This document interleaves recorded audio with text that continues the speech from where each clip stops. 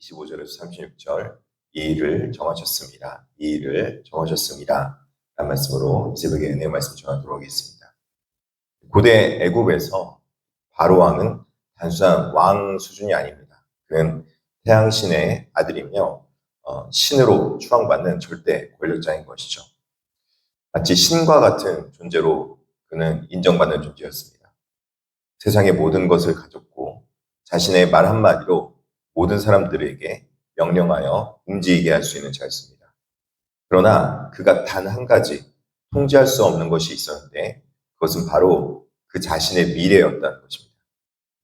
신이라 불리던 바로가 자신의 꿈 하나 해석하지 못해서 번민하며 쩔쩔 매고 있는 모습이 우리에게 매우 중요한 영적 진리를 시사하고 있는 것입니다. 인간의 권력이 아무리 거대해도 우리가 무엇이든 할 수 있는 것 같아도 결국 우리 인생의 앞날 코앞에 있는 것 하나조차 어떻게 할 수 없는 존재라는 사실입니다. 그리고 결국에는 역사의 주관자고 우리의 미래는 하나님께 속해 있다는 것입니다. 천하호령한 자조차 다가올 내일 앞에서는 한없이 무력한 존재라는 것이죠. 오늘 본문은 바로 그 절대 권력자 앞에서 한갓 노예이자 죄수였던 요셉이 진짜 역사의 주관자가 누구신지 선포하는 위대한 장면을 보여주고 있습니다. 첫 번째로 정치적 대결이 아닌 주권 선언을 볼 수 있습니다. 요셉은 바로 앞에 서서 자신의 지혜를 자랑하지 않고 이 꿈의 주인이 누군지 분명하게 밝혀 보여주는 걸 볼 수 있습니다. 25절에 요셉이 바로에게 아뢰되 바로의 꿈은 하나라. 하나님이 그가 하실 일을 바로에게 보이심이니이다. 이렇게 말합니다. 요셉의 이 고백은 단순한 꿈 해몽을 위한 초석이 아닙니다. 이것은 우상의 심장부에서 이 꿈의 주인이 누구냐? 결국 꿈은 미래이기 때문에 미래의 주인은 누구냐라는 것을 선포하고 있는 것입니다.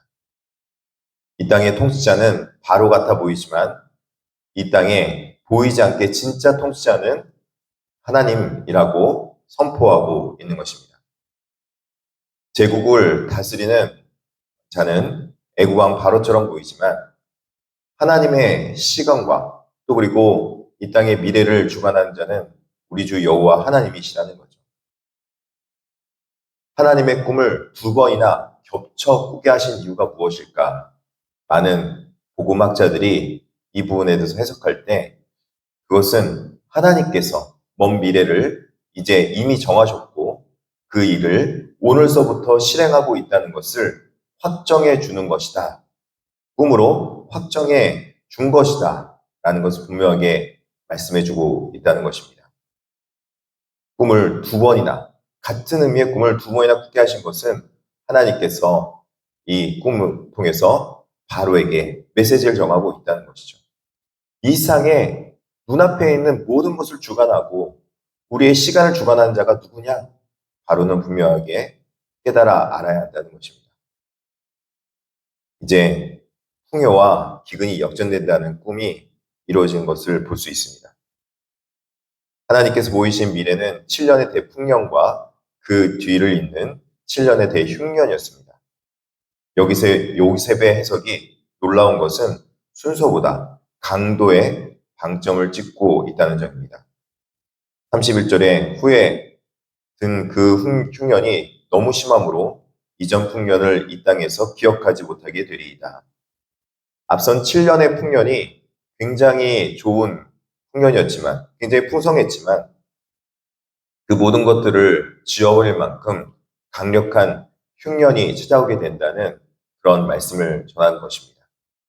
어떻게 보면은 바로 앞에서 꿈을 해석할 때 좋게만 해석해야 되는데 많은 꿈 해석자들이나 또 복술자들이나 점술가들이 왜 이 꿈을 해석하지 못했을까 보면은 이 꿈이 길몽이 아니거든요. 흉몽이거든요. 근데 바로 앞에서 그 흉몽을 해석해서 말하기가 너무나도 두려운 거예요. 그러다 보니까 이 꿈을 해석하지 못한 것이죠.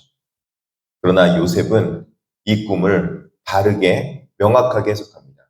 왜 그렇습니까?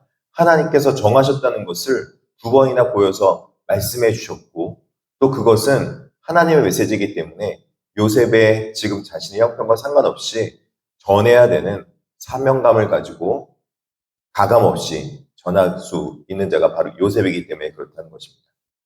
그렇다면 우리에게 좋은 말만 해주고 나쁜 말은 안 해야 될 것 같은 이 상황이 왜 바로에게 지금 전달되어지고 있는 것일까요? 지금 이 흉몽 같은 일을 왜 요셉은 전달하고 있는 것일까요? 바로 그 이유는 절망하게 하려 함이 아니라 그 앞의 미래를 대비하기 위함이었다는 것을 말씀해주고 있는 것입니다. 참된 믿음은 비가 내리기 전에 방주를 지어서 대비할 수 있도록 해주는 것이며, 참된 영성은 풍요의 때, 풍요 속에서 그냥 젖어들어서 그 풍요 가운데 그냥 빠져드는 것이 아니라 풍요 속에서도 하나님께서 우리에게 주신 미래를 준비할 수 있도록 해주는 것이 바로 풍요의 목적이라는 것을 말씀해주고 있는 것입니다. 하나님께서 미래를 보이실 때 그 목적은 단순한 예고가 아니라 준비라는 것입니다. 풍요의 7년은 흥청망청 소비하고 즐기라고 주신 그런 축제의 시간이 아닙니다. 다가온 흉년을 버텨낼 수 있도록 허락하신 대비의 시간입니다. 지금 여러분의 삶의 산 가운데 영적으로, 육체적으로 풍요와 혹시 평안이 주어졌습니까? 그것은 마냥 안주하라는 뜻이 아니라는 것입니다. 아직 우리에게 기근과 영적으로 겨울이 찾아오기 전에 우리에게 주어진 그 기회를 잘 활용하여서 우리가 나중에 영혼의 겨울이 찾아올 때 잘 준비하게끔 대비하게 시키는 것입니다. 경고를 무시한 풍요는 훗날에 재앙을 증폭시키는 덫이 될 것입니다. 그러나 하나님 뜻 안에서 준비된 풍요는 세상을 구원하는 생명줄이 되게 되는 것입니다. 이제 해석뿐만 아니라 이것을 대책으로 바꾸는 요셉을 볼 수 있습니다. 요셉의 위대함은 꿈의 해석에 있는 데 있지 않습니다. 꿈을 해석할 뿐만 아니라 그 꿈에 대해서 자신이 지혜를 가지고 하나님께 주신 지혜로 대책을 세우는 데 있습니다. 33절에 보니까 이제 바로께서 명철하고 지혜 있는 사람을 택하여 애굽 땅을 다스리게 하시고 이렇게 말합니다. 만약 요셉이 기근이 온다는 사실만을 마치고 끝났다면은 그는 용한 점술가나 해석자 정도밖에 못 되었을 것입니다. 그러나 그는 그 꿈을 가지고 그 꿈을 해석하고 그것에 대한 대비책을 세울 수 있었습니다. 즉, 경제와 행정을 어떻게 준비해야 되는지 하는 정책가가 된 것입니다. 그리고 그것은 왕실의 감옥에서 억울한 세월을 보내면서 허송세월하지 않을 수 있도록 그가 감옥에서도 준비하는 과정을 겪을 수 있도록 했다는 것이죠. 이것을 보건대 요셉은 자신의 인생의 고난과 어려움까지도 하나님께서 자신에게 주신 준비와 대비의 시간으로 예비했다는 것입니다. 하나님께서 우리에게 말씀을 통해서 정하신 것이 있다면 그 정하신 것을 통해서 우리가 깨달아야 할 것은 우리는 이 땅 가운데 그 모든 정하신 것을 준비하고 대비하라고 주신 하나님의 기회의 때라는 것입니다. 우리에게 예수 그리스도께서 이 땅에 오시고 또 예수 그리스도께서 복음을 완성하셨지만 그 완성된 복음을 오늘날 우리 가운데 완벽하게 다 실현하여서 하나님 나라가 이 땅 가운데 이미 임했지만 아직 완성되지 않은 것은 그 완성될 나라에 우리가 들어갈 수 있도록 하나님께서 준비하라고 또 그리고 대비하라고 우리에게 기회를 주신 것과 마찬가지라는 것입니다. 사랑하는 성도 여러분, 하나님께서 우리 개인과 교회의 삶에 이 일을 정하셨습니다. 하나님께서 오늘날 이 땅 가운데 풍요를 주셨다면 풍요만 누리고 안락주의에 빠지는 것이 아니라 그 풍요를 통해서 하나님께서 우리에게 주실 먼 미래를 대비하고 준비할 수 있도록 기회를 주신 것입니다. 그리고 그 기회 때에 나만 구원받은 것이 아니라 많은 이웃들을 구원할 수 있는 구원의 공동체로 또 구원의 복음의 전달자로 쓰임받을 수 있도록 우리를 들어서 사용하기 위함이라는 것입니다. 보이는 세상의 힘 앞에 두려워하지 말고 시간과 역사의 진짜 주인이신 하나님을 신뢰하며 그리고 지금 내게 주어진 평안과 풍요의 때를 낭비하지 말고 다가올 영적 기간 때를 대비해서 믿음의 창고를 채울 수 있는 저와 여러분이 되기를 진심으로 축복합니다. 하늘의 뜻을 듣는 데서 머물지 않고 세상을 살리는 대책이 되어 우리의 가정과 직장, 이 땅의 질서를 회복해 나가는 이 시대의 요셉이 되기를 주님의 이름으로 축원합니다. 기도하겠습니다. 살아계신 하나님 아버지, 역사와 시간 내의 주관자 되시며 우리의 내일을 다스리시는 분이 오직 여호와 하나님이심을 고백하게 하심에 감사합니다.